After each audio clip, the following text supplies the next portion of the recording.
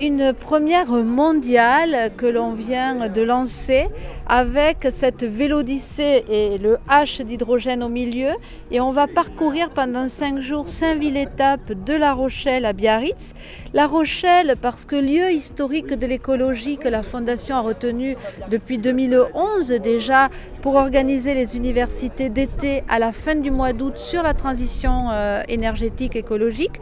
Et pourquoi Biarritz? Parce que c'est le lieu où sont fabriqués ces vélos 100% made in France. C'est une innovation, ce sont des vélos qui fonctionnent à l'hydrogène. Donc c'est le rêve de la mobilité douce, c'est-à-dire de la mobilité avec l'eau, l'air, le soleil. Évidemment, c'est aussi le lieu où sera organisé le G7 au mois d'août, juste avant les universités E5T.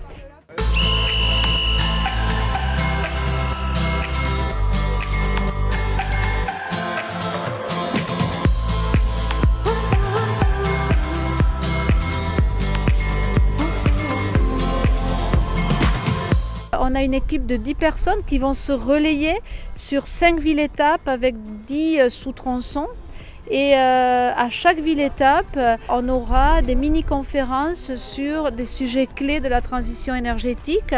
Ce qui est important, c'est que cette Vélodyssée va parcourir tout le littoral de la Nouvelle-Aquitaine. Et je rappelle que le littoral et les territoires insulaires, c'est un des sujets que nous traitons dans nos universités et sont évidemment les plus menacés par le changement climatique avec des bords, des côtes et des îles qui doivent trouver des moyens d'être le plus résilient possible et de lutter en priorité contre ce changement climatique qui nous menace tous et qui va bien plus vite qu'on ne l'aurait imaginé, en tout cas que je l'avais imaginé lorsque j'ai créé la fondation, qui rime avec action, puisqu'on parle beaucoup de transition écologique ou énergétique, mais à un moment, je crois qu'il faut se retrousser les manches et c'est sur le terrain, avec des initiatives auxquelles on peut associer le plus de gens possible, que l'on peut faire bouger les lignes au-delà du rôle politique. On est à l'aube d'une prise de conscience et il faut ensuite que ça se traduise dans les faits. Et donc il faut bien admettre que demain on ne se déplacera plus comme hier, on ne fera plus des bâtiments comme hier, on sera beaucoup plus précautionneux sur tout ce qui est l'émission de carbone. Et nous portons ici à La Rochelle une grande ambition, c'est le bilan zéro carbone, c'est La Rochelle territoire zéro carbone en 2040, avec des efforts importants à la fois pour baisser nos émissions, mais également faire des compensations. Et je crois que cette opération, ce matin ici à la Gore, sur le parc Atlantique, est particulièrement en phase avec le grand projet que nous portons. Moi, je crois que tout le monde maintenant est sensibilisé à la transition énergétique. Il y a plusieurs solutions sur cette transition. L'hydrogène en est une, et il faut la faire connaître davantage. Donc c'est un peu l'objectif de cette démarche, de cette aventure. Donc on le fait avec E5T, qui est sur la transition énergétique, qui tient son université à La Rochelle tous les ans et dont nous sommes partenaires également. Donc il faut continuer à avancer pour rendre beaucoup plus accessible pour tous cette transition énergétique. Ça met en exergue tout le travail que nous faisons et que nous devons poursuivre concernant les mobilités douces, concernant les recherches d'économie énergétique au niveau de nos bâtiments municipaux, concernant les économies que nous réalisons au travers des logements locatifs sociaux que nous construisons. Et ils sont aux normes BBC. On mesure bien qu'on n'échappera pas à une réflexion approfondie, à une mise en œuvre de mesures fortes dans les années à venir, de manière à préserver notre énergie et surtout à préserver la qualité de notre environnement et puis essayer de mieux maîtriser nos budgets en matière de dépenses d'énergie.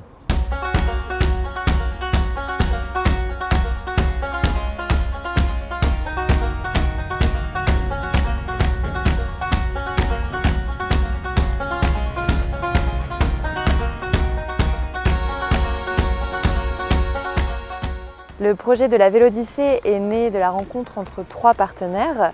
E5T, qui est un think tank et instigateur de rencontres sur la transition énergétique. Pragma Industries, qui est la start-up qui a produit les vélos sur lesquels nous roulons aujourd'hui. Et le groupe Archimbaud, leader dans la transformation du bois et acteur de l'énergie verte aujourd'hui.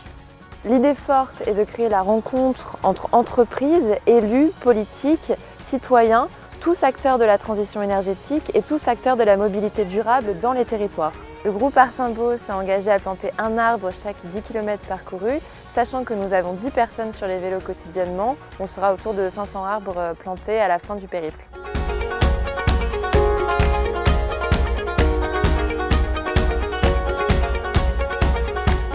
Aujourd'hui, en France, les citoyens sont invités à donner leur avis sur la programmation pluriannuelle de l'énergie, qui est la feuille de route de la transition énergétique qui doit emmener à une sortie du nucléaire dans quelques années ce pays. Cette feuille de route, elle est encore au stade de projet de décret, donc dans très peu de temps, elle sera déposée à l'Assemblée nationale et débattue par les députés. Donc d'ici là, il y a encore un peu de temps pour faire évoluer cette programmation pluriannuelle de l'énergie avec des ambitions un peu plus importantes. L'objectif, c'est de pouvoir lancer des appels d'offres jusqu'en 2028 à raison de 1 gigawatt par an. Ça fait à peu près 2 fermes d'éoliennes offshore au large de nos côtes métropolitaines. Et si on arrive à ces 1 gigawatt par an jusqu'à 2028, ça voudra dire que la part de l'éolien offshore et des énergies marines dans le mix énergétique français, à l'horizon 2030, serait de 11%.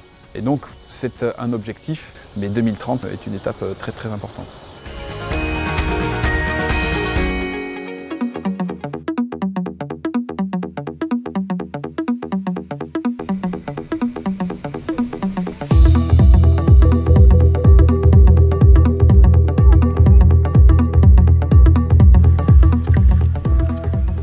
Quand on parle de dérèglement climatique, on regarde ce qui peut générer du dérèglement climatique, notamment les gaz à effet de serre.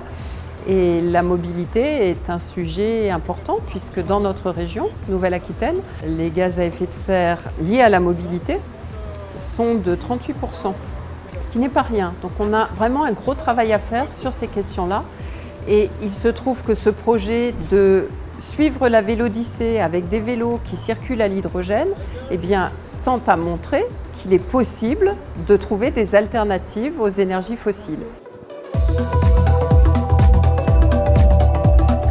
On revient d'une expédition qu'on a montée dans 7 îles du monde pendant 1 an. Cette expédition avait pour but d'étudier les impacts du changement climatique sur les populations insulaires. Et ce qu'on a surtout découvert, en fait, c'est que c'était surtout l'impact direct de l'homme qui détruit son milieu de vie qui était le plus marquant. Et donc quand on sait que, d'après les derniers rapports des scientifiques, il nous reste seulement 10 ans pour changer de façon radicale nos modes de vie, on voit qu'il est vraiment important de mettre en place des actions concrètes dès maintenant dans nos sociétés. Et donc ce qu'on a vu, c'est que ce qui fonctionne vraiment, c'est quand les élus, les entreprises et les citoyens avancent ensemble dans un objectif commun qui est la préservation de l'environnement. Aujourd'hui, faire du vélo est devenu quelque chose pas simplement de touristique, mais c'est utile. On va travailler en vélo, on s'organise pour que la société donne les moyens d'avoir ces vélos pour diminuer la voiture. Cette étape de Vélodyssée est importante. Elle est importante aussi sur la route de Biarritz. Comme vous le savez, à Biarritz va se tenir un G7 très important. L'action principale de ce G7 sera sur les femmes, l'égalité face à l'environnement. Je me retrouve complètement dans ce triptyque puisque je supporte un fonds vert pour les femmes qui va permettre aux femmes de s'émanciper, tout ça dans le milieu environnemental. Donc voilà pourquoi je suis très intéressée et très fière d'ailleurs de participer et de contribuer à l'évolution et peut-être même à la démocratisation du vélo.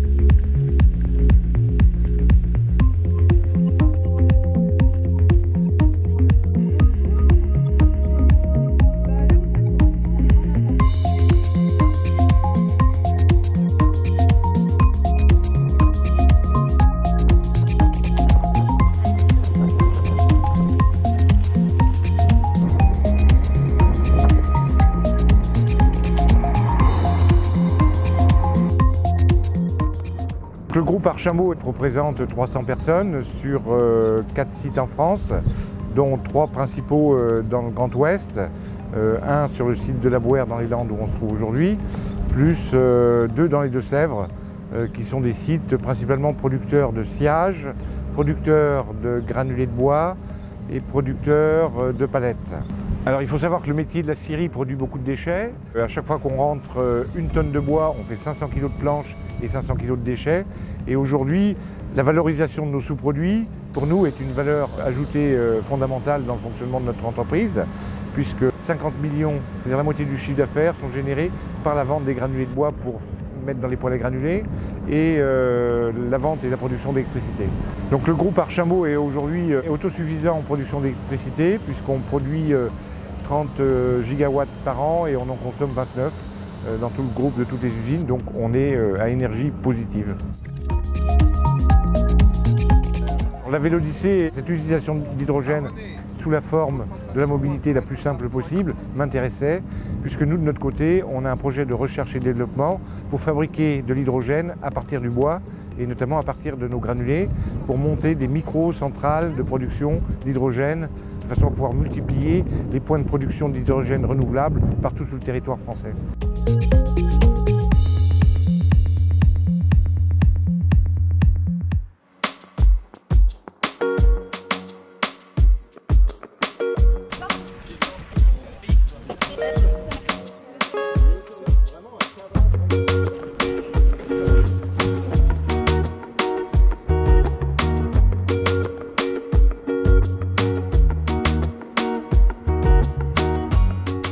Dans la transition énergétique, dans la transition vers une société zéro carbone, l'hydrogène apparaît comme la pièce qui permet de compléter le puzzle, puisqu'on a accès à une électricité propre, renouvelable, à bon marché, avec les nouveaux développements dans l'éolien, dans le solaire. Avec cette électricité, on peut produire par électrolyse de l'eau, en mettant de l'électricité dans de l'eau, de l'hydrogène.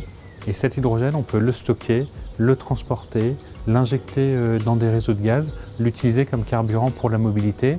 Et donc on va ouvrir tout un nouveau champ dans la transition énergétique et développer de nouveaux usages et de nouveaux champs pour une énergie propre et sans carbone. Cette Vélodyssée est une première mondiale parce que nous utilisons un véhicule que nous sommes les seuls Pragma Industries à produire. Le vélo à hydrogène est un produit unique aujourd'hui, conçu et fabriqué par Pragma Industries, et c'est la première fois que ce vélo à hydrogène est utilisé sur une randonnée itinérante, sur plusieurs jours qui se suivent, ce qui a impliqué de mettre en place une logistique particulière pour l'hydrogène, et c'est une première mondiale. Le vélo à hydrogène, il a une particularité, c'est qu'il n'a pas de batterie. Il a un réservoir d'hydrogène, de gaz composé d'atomes d'hydrogène, et ce gaz est transformé en électricité au fur et à mesure que le vélo roule par la pile à combustible qui est à bord. Donc ce qui diffère entre un vélo électrique à batterie et celui-ci, c'est seulement le mode de stockage d'énergie, et l'hydrogène est un mode de stockage d'énergie particulièrement propre pour l'avenir. L'hydrogène, c'est 95% de notre univers. Elle est à notre disposition. Il suffit de la valoriser. L'intérêt de l'hydrogène, c'est un nouveau paradigme de la gestion de l'énergie. L'hydrogène ne se transporte pas, il faut la produire sur son lieu de consommation. Et il y a tellement de variétés, de manières de produire l'hydrogène que, évidemment, c'est à la portée de tous les territoires. Comment est-ce qu'on produit l'hydrogène? À partir de l'électrolyse de l'eau, à partir d'éolien, à partir de photovoltaïque ou à partir de la biomasse. L'enjeu aujourd'hui, c'est de développer les recharges à hydrogène et de faire en sorte que sur notre territoire, quand on a un vélo, une voiture ou un plus gros véhicule à hydrogène, on puisse se ravitailler, on puisse l'alimenter, quel que soit l'endroit sur lequel nous serons sur le territoire français. Et là, je pense qu'il est de notre rôle d'élus d'accompagner tout ça, de créer ce nouveau maillage à hydrogène. Cette Vélodyssée, qui a duré 5 jours, de La Rochelle à Biarritz, elle est arrivée aujourd'hui à Biarritz, c'était l'étape finale. Et pour nous, c'est la preuve que l'hydrogène peut être une solution de mobilité dans les transports légers, notamment les vélos électriques. Donc c'est une belle démonstration à la fois de la mobilité durable et de la transition énergétique à partir de l'hydrogène. Je suis convaincue depuis l'origine de la Fondation qu'il n'y aura pas de transition énergétique si on ne mobilise pas tous les acteurs. Tous les acteurs, ça veut dire les élus, ça veut dire les représentants de collectivités locales, et donc les entreprises, quelle que soit leur taille. On a de nombreux sponsors aussi, donc des grandes entreprises, des moyennes entreprises, des ETI, des PME et des start-up. Évidemment, Pragma est une start-up que l'on avait repérée lors des dernières universités. Et puis bien sûr les chercheurs et les enseignants, parce que toutes les personnes finalement qui peuvent nous aider à mieux comprendre ce changement climatique et cette menace pour notre environnement ont un rôle à jouer. Quand on met ensemble tous ces acteurs, et il faut en exclure aucun, on s'aperçoit qu'il y a des solutions. Donc voilà un petit peu l'idée de cette Vélodyssée et de cette première mondiale. Le jour du G7 Environnement, une contribution locale et importante aux réflexions.